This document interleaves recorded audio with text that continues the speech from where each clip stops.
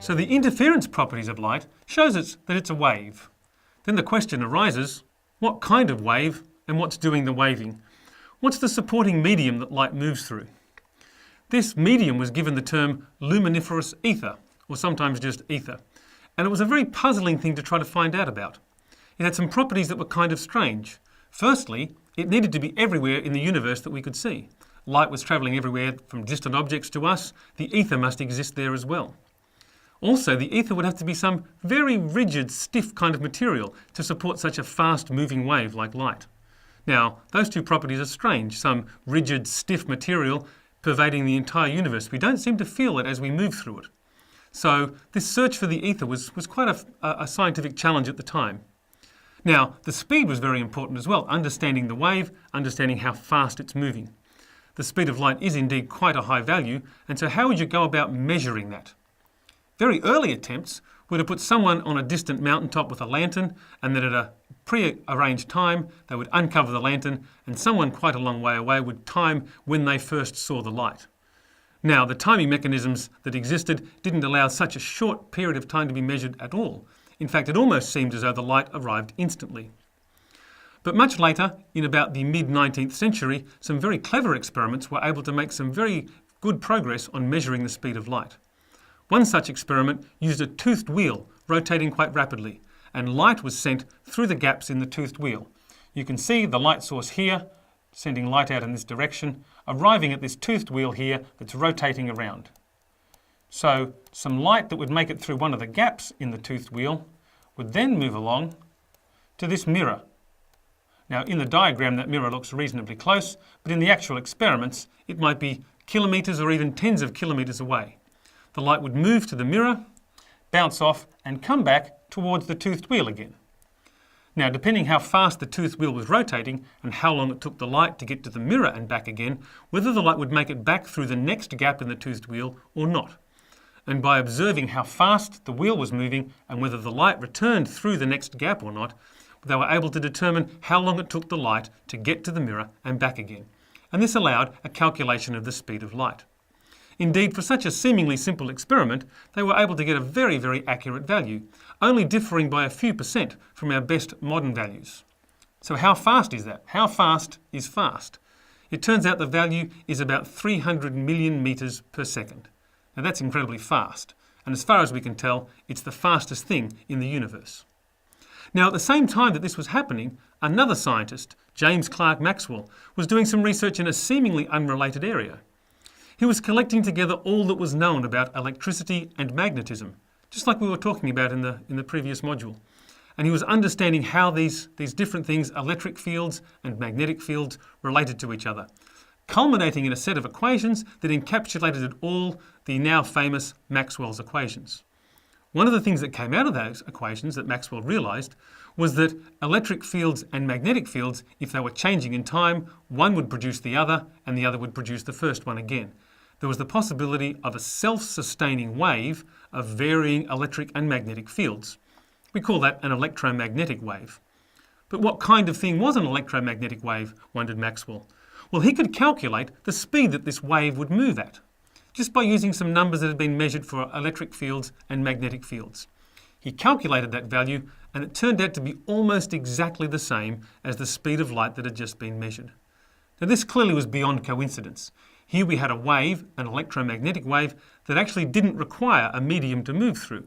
Electric fields and magnetic fields are quite happy to exist in the absence of a medium, and they would propagate at exactly the speed that light seemed to propagate. The answer seemed obvious, although based upon some very clever work, that light was indeed a wave of electric and magnetic fields, an electromagnetic wave. So what does this wave look like? Well, Maxwell's equations allowed us to see what this wave would actually look like. It's an electric field and a magnetic field oscillating at right angles to each other and also at right angles to the direction of the wave. You can see in the diagram there the electric field shown in blue. It's oscillating vertically, labelled with the letter E. The magnetic field there in yellow, it's oscillating kind of horizontally in and out of the page, indicated in yellow and labelled with B. And the entire wave is moving at right angles to both of those, off to the right. Now, being a transverse wave, this has a property that's possible called polarization.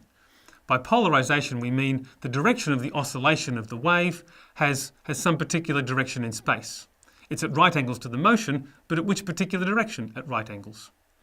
In an electromagnetic wave, we define the polarization as the direction of the electric field oscillation. Here's an example where we have over on the left a source of electromagnetic waves. This might be a flashlight or a candle or something emitting light. The arrows that are drawn on that source are indicating the direction the electric field is oscillating as this thing is emitting light. The light is coming off in this direction here. Now you can see those directions are kind of all over the place. Indeed, they're randomly placed, and we would say this type of light has random polarization. Another term for that is that the light is essentially unpolarized. There's no preferred direction. We might call that light unpolarized, and indeed, most light sources that we think of don't produce light with a particular direction of oscillation. They produce unpolarized light. Now, this light is meeting here a device that we call a polarizer. And as it meets this polarizer, it has the property that only certain polarizations can get through, all the rest get stopped. In fact, in this case, you can see the only oscillation direction that survives is the up and down direction here for the electric field. The light over here is what we call polarized light. It only has one defined direction in which the electric field can oscillate. Now, although natural light comes unpolarized from most sources, we can make polarized light using things like Polaroid lenses in a pair of sunglasses. They're actually useful because when light reflects off surfaces, it actually gets slightly polarized in the process, and our sunglasses can help block out some of the unwanted polarizations. Now, the other thing we can talk about is the wavelength of the wave. What possible wavelengths are there for electromagnetic waves? Well, they can go from incredibly long wavelengths, and that, for example, is what we have when we have radio waves, to incredibly short wavelengths, where we might have things like X-rays or gamma rays. Now, somewhere in between that is a range of electromagnetic waves that our eyes are sensitive to. That's what we call light. And the wavelength range there turns out to go from 400 nanometers for blue light up to about 700 nanometers for red light, and everything in between. So everything we've been talking about, and some of the things we're going to be talking about later in this module, are actually true for all electromagnetic waves. We're going to simply isolate the ones that we can see with our eyes, the ones that we're used to, the ones that we call visible light. Now, getting back to our story with the ether, we now have an electromagnetic wave that doesn't need a medium to move in. It moves at the speed of light, which we usually call the symbol c. So light moving along at speed c doesn't need a medium to move in. But what's it moving at speed c relative to? And if I move closer to the light or further away from the light, do I see the light speed up or slow down relative to me? So the ether went from being a medium to the frame of reference in which light moves at speed c. And many scientists went hunting to see what was this reference frame. Were we moving relative to it? Were other things in the universe moving relative to this reference frame? No matter how hard they looked, they could find no evidence for the ether, which was quite a puzzle, until a genius came along and figured out the reason why we don't see any evidence for the ether. He figured out that in our universe, no matter how you're moving, the speed of light is always the same. It always moves at c no matter what you're doing. And this, of course, means there's no such thing as the ether, a preferred reference frame. But it does mean we have to change how we think about distances and times in the universe. The genius that came up with this was no other than Albert Einstein.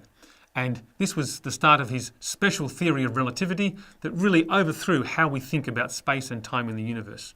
It all began by considerations of light. Now, we're not going to do much more about special relativity. This is, after all, a subject on basic physics. But what we are going to do in the next topic is look at the interaction of electromagnetic waves with other objects in the simplest way we can start with, reflection.